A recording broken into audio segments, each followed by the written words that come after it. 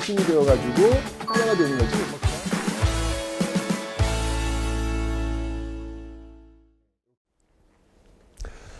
네, 안녕하세요 여러분들. 역사는 차차상 빠밤 빠. 자, 여러분 드디어 이제 근현대사로 시작이 됐습니다. 앞에 전근대 파트 공부하시느라고 애쓰셨고요. 자, 지금부터 근현대사 들어가 볼 텐데 그런 게 있어요, 여러분들. 옛날 로마에 어떤 노를 젓는 사람이 있었대요.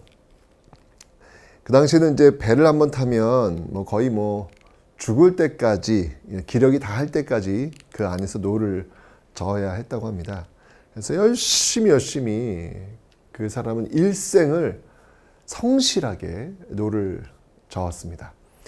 그 사람은 정말 중간에 이렇게 딴짓도 하지 않고 또 이렇게 잔머리도 그러지 않고 열심히 살아온 삶이에요.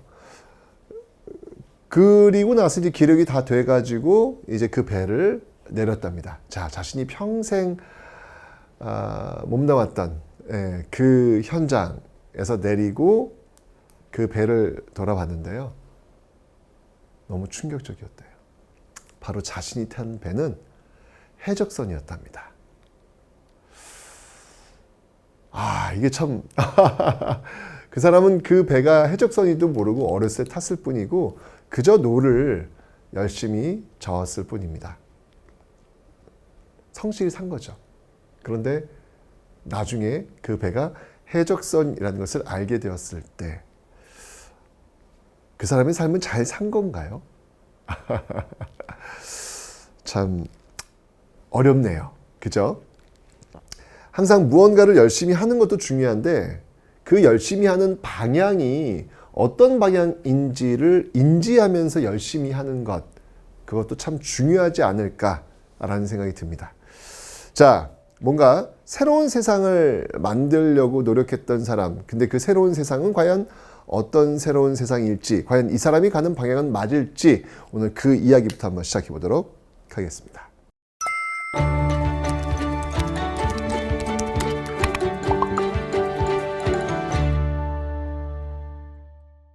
자, 그 사람은 누구였냐면요, 바로 흥선대원군입니다. 물론 이제 근대사의 출발이 흥선대원군은 아닙니다. 근데 그 근대사를 설명하기 위해서는 이 흥선대원군이 필요하기 때문에 흥선대원군부터 근현대사의 시작을 열고 있다는 말씀을 제가 드리겠습니다.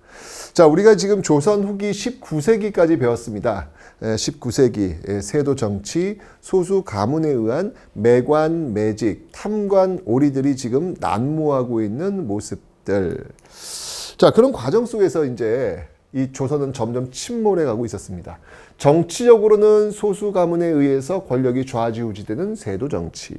경제적으로는 그렇죠. 바로 삼적의 문란, 탐관 오리들이 이렇게 내려왔으니 얼마나 뽑아 먹으려고 애를 쓰겠습니까?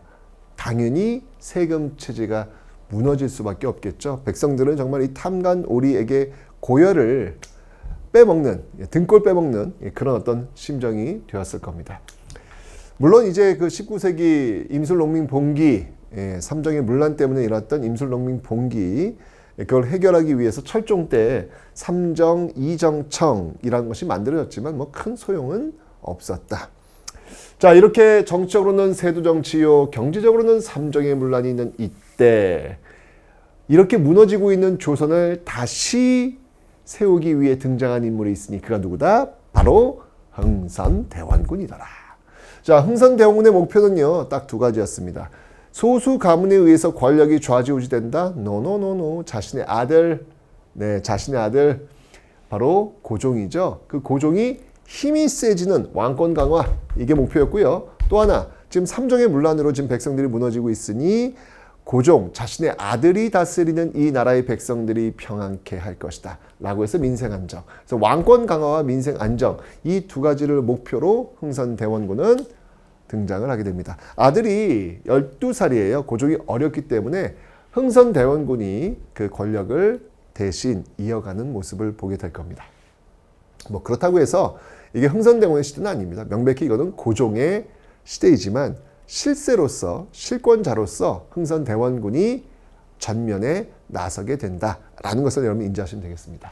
자, 그렇다면 왕권 강화와 민생 안정이 흥선대원의 목표라면 어떤 방법을 통해 가지고 왕권을 강화시켰을까? 자, 한번 볼게요. 우선 여러분 기억나십니까? 이 임진왜란을 거치면서 비변사의 기능은 더욱더 강화되었고요. 이미 조선 후기가 되면요, 비변사를 중심으로 모든 것들이 좌지우지되고 있습니다. 비변사라고 하는 것은요, 주요 관직에 있는 높은 관리들이 모여가지고 국가의 중요한 일들을 결정하는 회의체라고 설명드렸죠. 여기서 모든 게 결정되니까 왕권은 추락할 수밖에 없는 것인데, 문제는 뭐냐면 19세기 이 세도 정치 시기에는요, 이 비변사를 바로 그 소수 가문들이 다 장악하고 있는 거예요.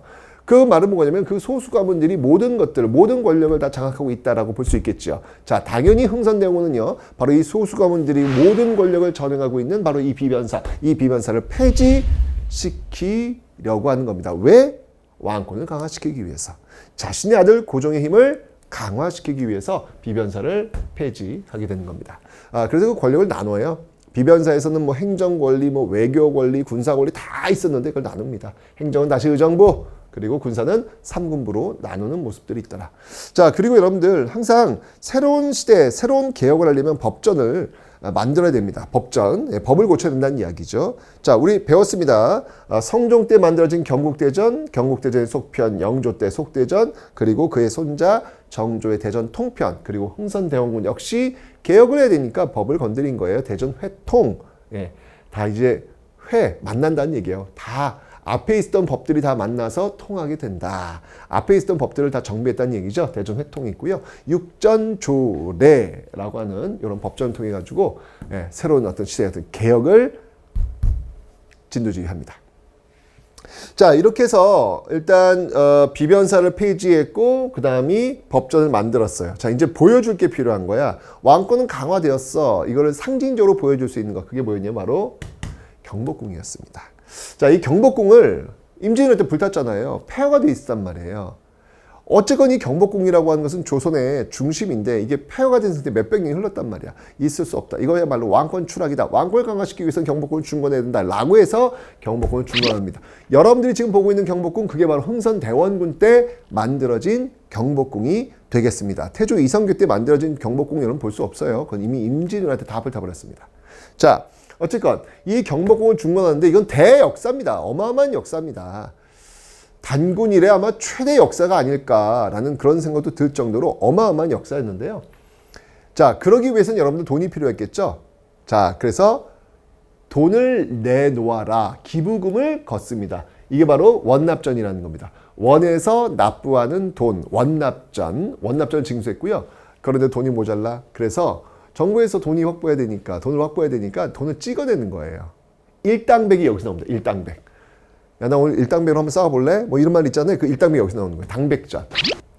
화폐 가치를 무려 100배로 불린 그런 화폐를 찍어내고 있더라. 여러분들 이러면 어떤 일이 벌어질까요? 아이고, 이거 인플레이션 바로 나옵니다. 이게 고액 화폐가 늘어나면 인플레이션 나올 수밖에 없잖아요. 고스란히 어떤 그런 어려움을 겪게 될 겁니다. 그리고 원납전 잘 안 거쳐지니까 강제로 기부하도록 하죠. 원에서 납부하는 돈이 아니라 원망하면서 납부하는 돈, 뭐 이런 식으로 불릴 정도였습니다. 자, 어쨌건 경복궁 중건, 지금 나서고 있는 모습들 여러분들 지금 확인하셨습니다. 왕권 강화를 위해서요. 자, 그 다음에 지방 권력들. 지금 이 소수 가문들과 이 지방에 있는 그 권력들이 다 연결되고 있단 말이죠. 근데 그 지방 권력들의 거점이 뭘까? 그게 바로 서원이었더라. 아하, 이 서원. 그럼 어떻게 해야 돼? 당연히 서원 정리해야 되겠죠. 여러분들 사실은요, 그 앞에 영조 있지 않습니까? 균역법을 실시했던 영조도 서원을 정리했었어요.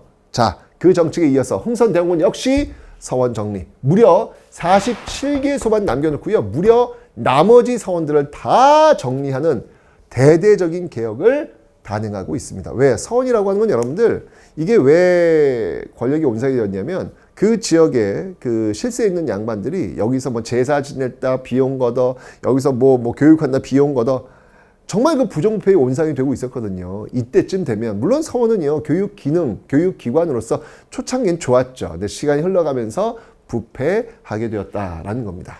자, 그리고 만동묘 철폐.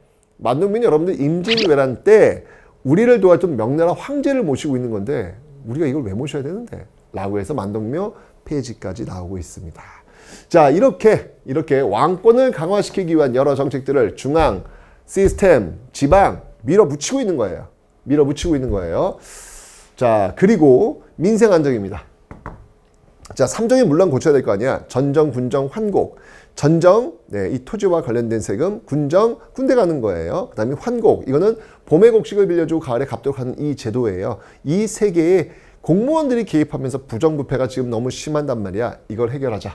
자, 그래서 먼저, 자, 일단 토지, 전정은요, 토지 사업. 네, 누가 얼마만큼 토지를 갖고 있는지 조사하는 겁니다. 자, 들어가고요. 군정. 군정은 뭐냐면 호포제라는 걸 시행합니다. 여러분 기억나십니까? 자, 백성들이 국가에 내는 세금은 크게 크게 전세 공납력이 있다라고 설명을 드렸어요. 근데 이게 왜 전정, 군정, 환곡이 되었냐면 전정은 토지세잖아요. 잘 아시겠지만 여러분들 조선 후기 와가지고 영정법, 대동법, 균역법. 자, 영정법, 대동법. 영정법은 1결당 4에서 6두. 대동법은 1결당 12두를 내는 것이죠. 원래 이 대동법이라고 하는 것은 공납, 특산물을 내는 거였는데 조선 후기 광해군 때부터 대동법 시행되면서 쌀을 내도록 했다라고 설명드렸어요. 결국 지금 공납 그리고 전정, 전세와 이 공납은 다 뭘로 내는 거예요? 쌀로 내는 거예요. 그래서 결국 전정이라고 하는 것이고 군정, 네, 군정도 뭐 결작 쌀로 내는 게 있지만 그것은 포를 내는 거였잖아요. 그것도 하나 있었고 그다음에 이건 뭐 세금은 아닌데 거의 준조세화되는 게 있어요. 봄에 곡식을 빌렸다 가을에 갚도록 하는 환곡이라는 제도가 있었는데 이것도 뭐 거의 세금화되고 있는 어떤 그런 상황이었습니다. 그래서 전정, 군정, 환곡 이렇게 세 가지로 나누어서 지금 봐야 되는데 자, 그래서 군정은요 호포제를 단행합니다. 영조 때 여러분들 균역법 단행했잖아요. 균역법이 뭐였어요? 1년에 2필 내는 거 1년에 1필 내도록 한 거였잖아. 50% 디스카운트라고 설명드렸습니다. 자, 그런데 그때 영조의 균역법은 양반들은 포를 내지 않는 거예요. 왜? 양반들이 포를 낸다? 이건 양반으로서의 권위를 상실시키는 건 마찬가지였거든요. 군대 가지 않는 게 양반의 상징적인 어떤 모습이었으니까. 그런데 대동법, 그러니까 대원군 때가 되면요, 노노노노노노 다 내. 양반도 포를 내. 집집마다 포를 내라고 하는 호포제를 단행한 거예요. 와, 엄청나게 세죠. 네. 자, 양반도 포를 내도록 했다. 이 양반들 엄청난 저항 예측이 됩니다. 그 다음에 환곡은 사창제를 단행하는데 이게 뭐냐면 환곡은 이제까지 여러분들 공무원들이 개입해가지고 봄에 곡식을 빌렸다가 가을에 갚도록 했던 제도였는데 여기에 이 부정부패가 너무 심한 거예요. 그래서 공무원들 개입을 하지 마라. 일반 민간에서 유망한 사람들을 뽑아가지고 그들이 자체적으로 해결하도록 하라. 그래서 마을에 있는 창고에서 사창제를 단행하게 되었다. 자, 이렇게 왕권 강화와 민생 안정 이라고 하는 이 개혁 정책을 밀어붙인 정말 기울어져 가고 있는 이 조선호를 어떻게든 다시 세워보려고 노력했던 그 선장이 바로 흥선대원군이었다라는 걸 볼 수 있죠. 하지만 여러분들 보세요. 지금 경복궁 중건한다면서 양반들한테 돈 엄청 걷었어요. 그리고 서원 양반들의 어떤 그 거주, 그 온상, 자신의 권력의 출발이라고 하는 서원은 막 없앴어요. 그리고 양반의 어떤 그 권위를 보여줄 수 있는 이 군대를 가지 않는 거 양반들 지금 포를 내래요. 이렇게 되면서 양반들이 가만히 있겠냐고요. 지금 양반의 어떤 그 권위, 양반의 어떤 권력 이런 것도 지금 인정하지 않고 있잖아.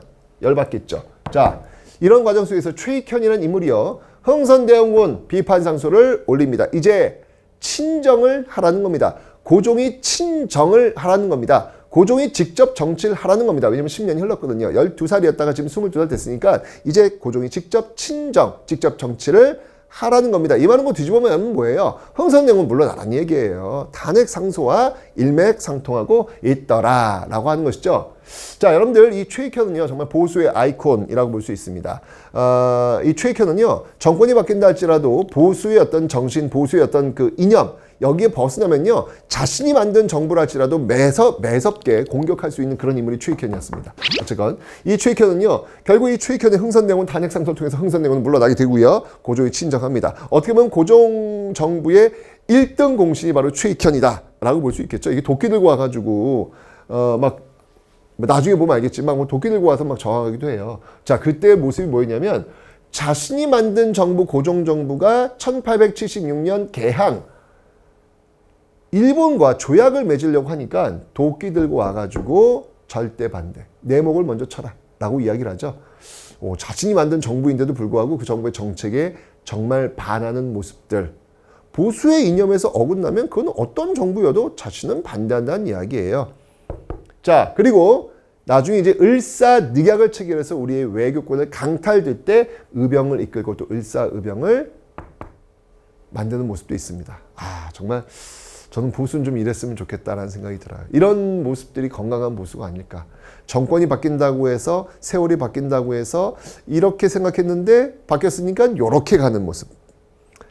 그러진 않았으면 좋겠다. 일관된 모습으로 자신의 생각을 밀어 나가는 모습들. 이게 이제 진정한 이 보수의 어떤 그 아이콘이 아닐까라는 생각이 듭니다.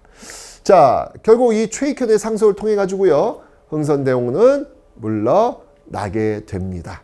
10년 동안 흥선대원군이 조선을 이끌었는데요. 그의 개혁들 내용, 왕권 강화와 민생 안정에 집중했던 그의 개혁들을 일단 기억하시면 되겠습니다. 됐죠?